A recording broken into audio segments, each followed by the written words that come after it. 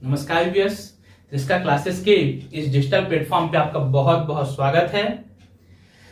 जैसा कि आपको पता है कि इस चैनल पे मध्य प्रदेश की एक पूरी सीरीज चल रही है, विभिन्न जो चैप्टर है मध्य प्रदेश के उसकी, जिसमें जिला दर्शन चल रहा है। साथ ही बहुत से वीडियो खेल से संबंधित हो या मध्य प्रदेश गठन से संबंधित हो, पर्यटन के क्षेत्र में किले हो, महल हो मध्य प्रदेश के, इन पे बहुत से वीडियो डले हुए हैं ऑलरेडी, तो आप उन्हें भी जाके देख सकते हैं। आज हम देखने वाले हैं मध्य प्रदेश का भौगोलिक विभाजन।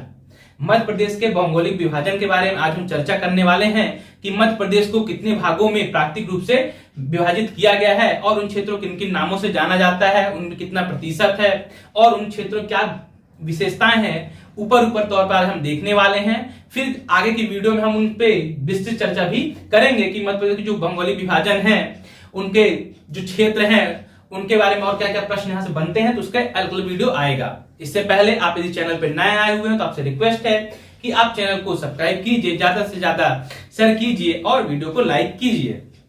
चलिए हम शुरू करते हैं मध्य प्रदेश का भौगोलिक विभाजन, जो कि हम प्राकृतिक रूप से देखेंगे। तो मैं आपको बता दूं कि जो मध्य प्रदेश का भौगोलिक विभाजन है, यह मध्य प्रदेश को कितने भागों में बांटा गया है, तो आपको याद रखना है भौगोलिक रूप से मध्य प्रदेश को 7 भागों में बांटा गया है। कितने भागों में बांटा गया है, तो इसे 7 भागों में बांटा गया है। 7 भागों में बांटा गया। फैक्चुअल से क्वेश्चन पूछता है कि बताइए मध्य प्रदेश को कितने भागों में बांटा गया है प्राकृतिक रूप से, तो मध्य प्रदेश को 7 भागों में विभाजित किया गया है। और ऐसे जैसे कि हमें पता है कि सन 2000 में मध्य प्रदेश का राज्य विभाजन हुआ, जिसके अंतर्गत छत्तीसगढ़ अलग राज्य बन गया। तो यदि उससे पहले का पूछे आपसे क्वेश्चन, तो आप याद रखना उससे पहले मध्य प्रदेश को कितने प्राकृतिक भागों में बांटा गया था। तो जब छत्तीसगढ़ साथ में था उस समय से 9 प्राकृतिक विभागों में इसको विभाजित किया गया था। अब हम देखते हैं 7 भाग, जो कि हम अब छत्तीसगढ़ हमसे अलग हो चुका है, एक नया राज्य बन चुका है। तो आज हम मध्य प्रदेश में देखें तो अभी वर्तमान स्थिति में मध्य प्रदेश को 7 प्राकृतिक भौगोलिक भागों में इसे विभाजित किया गया है।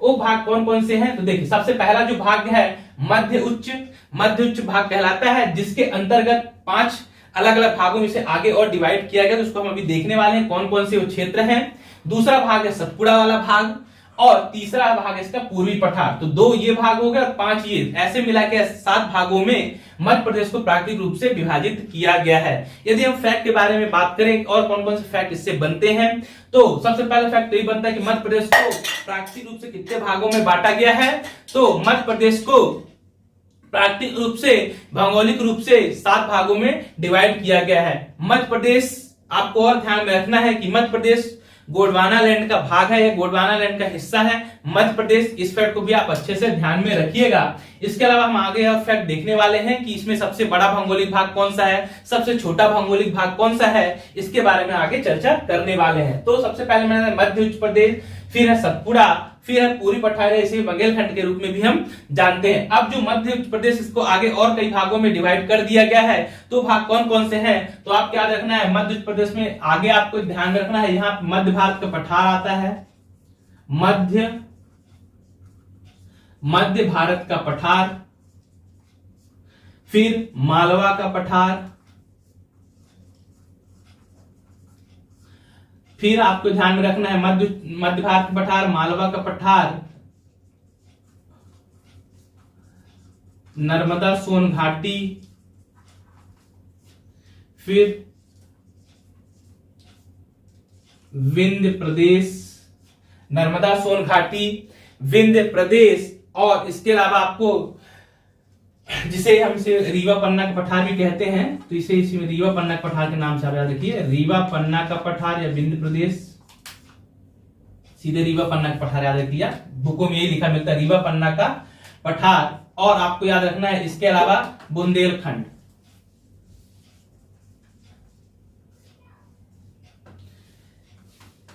ठीक, तो ये हो गए आपके कितने, 5 ये हो गए, 5, 6 और ये 7, ऐसे 7 भागों में मध्य प्रदेश को भौगोलिक रूप से विभाजित किया गया है। कौन कौन से, एक बार देख लेते हैं। मध्य उच्च, फिर सतपुड़ा, पूर्वी पठार, मध्य उच्च को फर्दर आगे और डिवाइड किया गया भागों में भी, तो मध्य भारत का पठार, मालवा का पठार, नर्मदा सोन घाटी, रीवा पन्ना का पठार और बुंदेलखंड, इन क्षेत्रों में डिवाइड किया गया। अब हम इसको नक्शे के द्वारा या नक्शे में हम समझने का प्रयास करेंगे कि ये क्षेत्र कौन कौन से हैं या कहां कहां पे ये क्षेत्र जो मैंने नाम आपको बताए हैं या स्थित है। नक्शे के द्वारा आपको पूरी स्थिति एकदम स्पष्ट क्लियर हो जाएगी, मेरा ऐसा मानना है। चलिए हम देखते हैं, ये मध्य प्रदेश का नक्शा है, इसमें ये क्षेत्र कहां कहां पे स्थित है और इनकी क्या क्या विशेषताएं हैं। तो सबसे पहले देखिए, कुछ ऐसे ही डिवाइड है पूरे क्षेत्र आपके।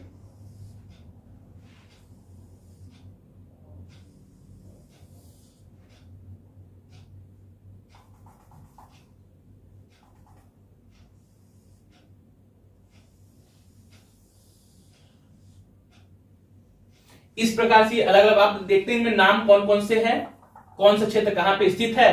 तो आपको ध्यान में रखना है, ये वाला जो क्षेत्र है आपका, ये कौन सा क्षेत्र कहलाता है। तो ये वाला क्षेत्र आपका बुंदेलखंड, बहुत अच्छे से ध्यान में रखिएगा, उसकी खासियत भी बता रहा हूं क्या क्या है, कितने परसेंटेज है। बुंदेलखंड कहलाता है ये वाला क्षेत्र आपका पूरा।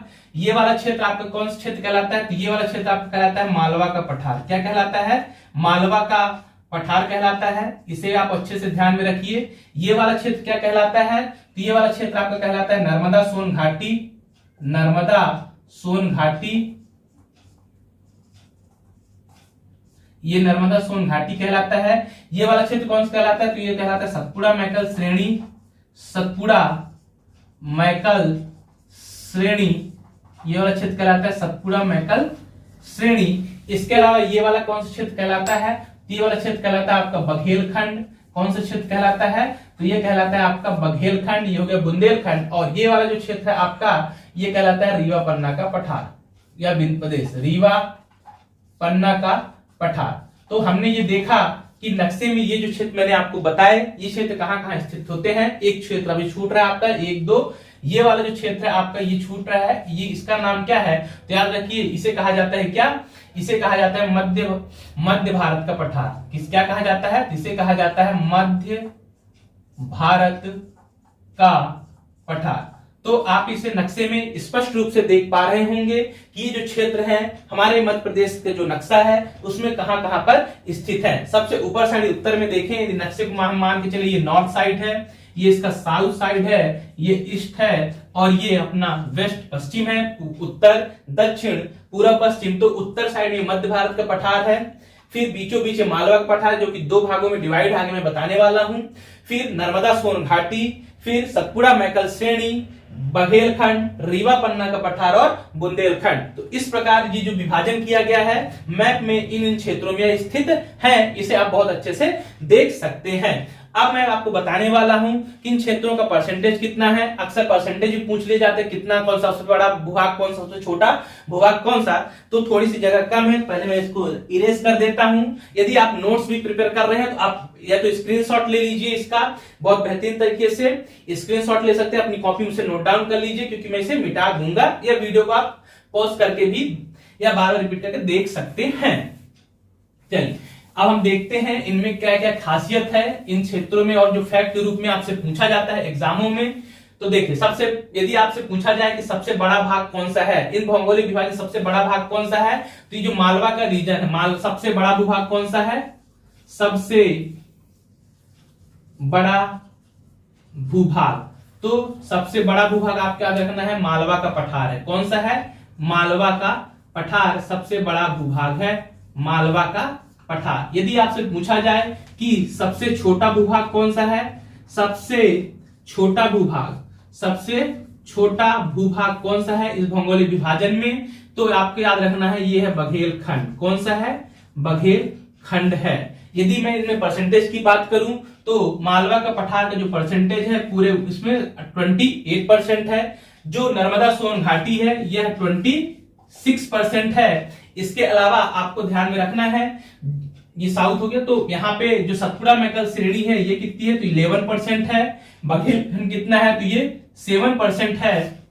इसके अलावा बुंदेलखंड कितना है, तो आपको याद रखना बुंदेलखंड है 7.7% है। जबकि जो मध्य भारत का पठार है इस परसेंटेज कितना है, तो 10.67% है। जबकि जो रीवा पन्ना का पठार है ये 10.37% है, 10.37% है। कौन सा, रीवा या विंध्य प्रदेश या रीवा पन्ना का पठार। तो ये हमने देखा परसेंटेज में, तो ऐसे भी देखा सबसे ज्यादा परसेंटेज किसका, मालवा के पठार का। तो सबसे बड़ा भूभाग कौन सा, मालवा का पठार। सबसे कम परसेंट किसका, 7% है इसका एरिया में। तो सबसे छोटा भूभाग कौन सा, तो बघेलखंड। कितना, तो यहाँ पे भी लिख दे रहा मैं, ये है 28% एरिया, तो प्रतिशत में ये है 7%। यदि आपसे मालवा के पठार जो कि सबसे बड़ा भूभाग है इसका एरिया पूछ ले तो आपको याद रखना है 88,222 वर्ग किलोमीटर। इसका मैं एरिया बता दे रहा हूं, सबसे बड़ा है क्योंकि, तो 88,222 वर्ग किलोमीटर इसका पूरा एरिया है मालवा के पठार का। 88,222 88,222 वर्ग किलोमीटर इसका पूरा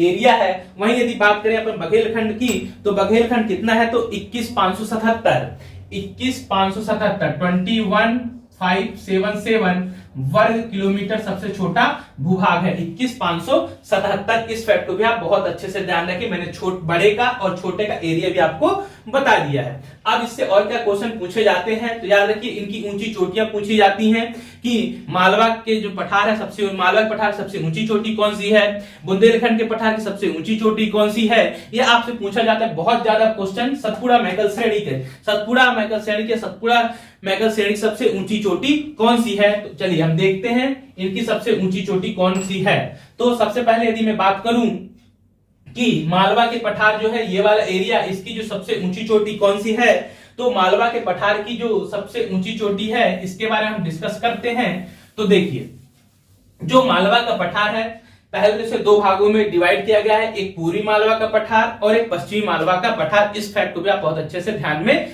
रखना है। तो जो मालवा का पठार है आपका, इसकी सबसे ऊंची चोटी, मालवा के पठार की सबसे ऊंची चोटी कौन सी, अक्सर एग्जाम में पूछा जाता है क्वेश्चन। तो सबसे ऊंची चोटी, सब पीक जो है सबसे ऊंची पीक कौन सी है, तो उसका नाम क्या है, मालवा के पठार की सबसे ऊंची चोटी का नाम है सिगार। क्या नाम है, सिगार। सबसे ऊंची चोटी इसकी सिगार है। कितनी हाइट है, 881 मीटर। कितनी, 881 मीटर सबसे ऊंची चोटी है मालवा की। इसको आप बहुत अच्छे से ध्यान में रखिए। यदि आपसे पूछा जाए कि सतपुड़ा मैकल श्रेणी की ऊंची चोटी, सबसे ऊंची चोटी सतपुड़ा मैकल श्रेणी की, तो इसका नाम है धूपगढ़। क्या नाम है, धूपगढ़। इसकी सबसे ऊंची चोटी है, कितनी है, 1350 मीटर।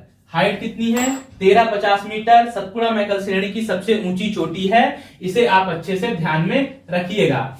यहां से अक्सर बहुत बार क्वेश्चन पूछा जाता है। क्यों पूछा जाता है, क्योंकि जो धूपगढ़ है ये धूपगढ़ मध्य प्रदेश की भी सबसे ऊंची चोटी है, 1350 मीटर इसकी हाइट है। इसको आप अच्छे से ध्यान में रखिए। सतपुड़ा देखिए मालवा पठार की ऊंची चोटी सिगार, जबकि सतपुड़ा मैकल श्रेणी की ऊंची चोटी है धूपगढ़, जिसकी हाइट कितनी है, 1350 मीटर। और यही पे एक है बुंदेलखंड। इस बुंदेलखंड की ऊंची चोटी कौन सी है, तो इस बुंदेलखंड की आपको याद रखना है सबसे ऊंची चोटी ये पीक कौन सा है, तो इसका याद रखना सिद्ध बाबा। कौन सी है, सिद्ध बाबा।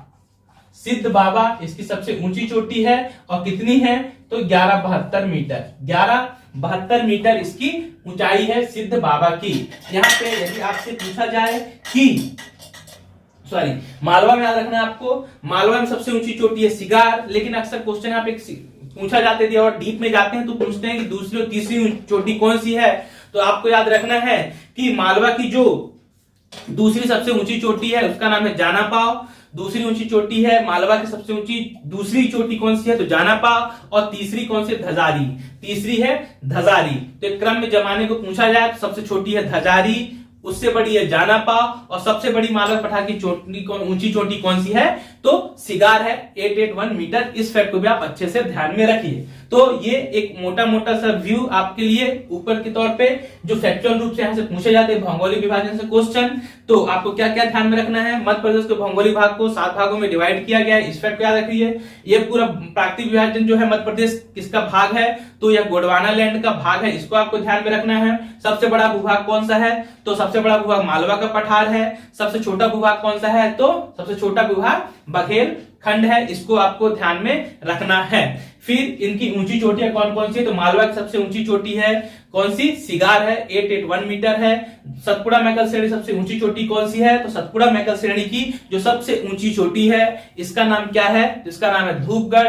1350 मीटर इसकी हाइट या ऊंचाई है। फिर आपको याद करना है बुंदेलखंड के जो पठार है, बुंदेलखंड का पठार, इसकी सबसे ऊंची चोटी कौन सी है? तो सिद्ध बाबा, 1172 मीटर इसकी ऊंचाई है। तो इस प्रकार हमने देखने का प्रयास किया कि मध्य प्रदेश को प्राकृतिक रूप से या भौगोलिक रूप से कितने भागों में डिवाइड किया गया है। इसके अलावा इन जो खास खास क्षेत्र हैं इसमें याद रखना आपको मालवा का पठार, इसे और किस नाम से जाना जाता है? तो इसे मालवा पठार को गेहूं की डलिया भी कहा जाता है। फैक्ट के रूप में आपको ध्यान में रखना है, गेहूं की डलिया किस क्षेत्र का कहा जाता है? तो मालवा के पठार को गेहूं की डलिया कहा जाता है। इसे भी आप ध्यान रखिए, गेहूं की डलिया मालवा पठार कहलाता है। जबकि मध्य भारत का पठार इसे किस नाम से जाना जाता है? तो मध्य भारत का पठार, मध्य भारत का जो पठार है इसे सरसों की हांडी भी कहा जाता है, क्योंकि सर्वाधिक सरसों का उत्पादन इस क्षेत्र में होता है।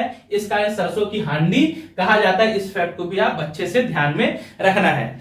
तो ये था आपके लिए, इसमें फिर विस्तृत अध्ययन भी हम करेंगे। आगे का पूरी सीरीज आएगी आपके लिए कि मालवा के पठार में क्या क्या विशेषताएं हैं, कौन कौन सी नदियां पाई जाती हैं, कितने जिले यहाँ पे आते हैं, कौन कौन से उद्योग हैं, कौन कौन से पर्यटन है। इसकी एक आगे की पूरी एक मैं सीरीज लेके आऊंगा जिसमें पूरा विस्तृत रूप में छोटी छोटी वीडियो में आपको बताने की कोशिश करूंगा। अलग से सेपरेट हम देखेंगे इन पूरे विभागों को, या जो विभाग हैं इनको अलग से हम सेपरेट भी पढ़ने का पूरा प्रयास करेंगे। अभी ऊपरी तौर पर मैं बता रहा हूं आपको कि मध्य प्रदेश भौगोलिक विभाजन कितने रूपों में किया गया है, नक्शे के द्वारा मैंने पूरा आपको समझाने का प्रयास किया है। आशा करता हूं कि यह वीडियो आपको अच्छा लगा है, या अच्छा लगा हो तो आप इस चैनल को सब्सक्राइब कीजिए, ज्यादा से ज्यादा वीडियो को शेयर कीजिए और लाइक कीजिए। फिर मिलते हैं किसी नए वीडियो के साथ, तब तक के लिए बहुत बहुत धन्यवाद।